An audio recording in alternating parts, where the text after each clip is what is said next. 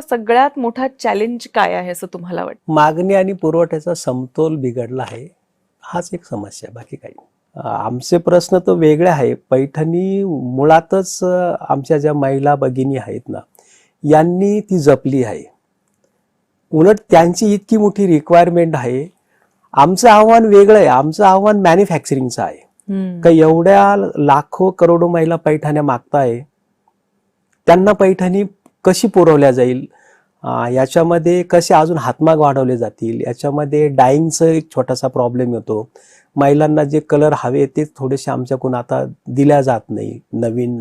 आता जे नवीन युगानुसार colour combination choice बदलते. तर आमचे आव्हान तेवढेच आहे का आम्हाला थोड्या टेक्नॉलॉजीचा थोडासा वापर कमी पडते. हस्तकला असल्यामुळे आम्ही ती वापरू शकत नाही आणि महिलांना त्याच्याशी काही देणं घेणं नाही. मला ह्याच कलर कॉम्बिनेशनची पाहिजेत, इतर साड्यात होते ती याच्यात का होत नाही, तेवढं मात्र आव्हान आहे. आणि त्याच्यावरही मी कापसे म्हणून असं सांगेल की माझ्या परिवारामध्ये मी टेक्स्टाईल इंजिनियर तयार करतोय.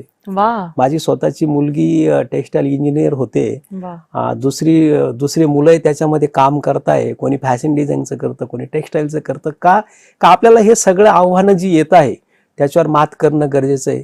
त्यात डाईंग असेल, त्याच्यात कपड्याची क्वालिटी असेल, कलर कॉम्बिनेशन असेल, त्याच्यावर मात्र आम्ही प्रयत्न करतोय.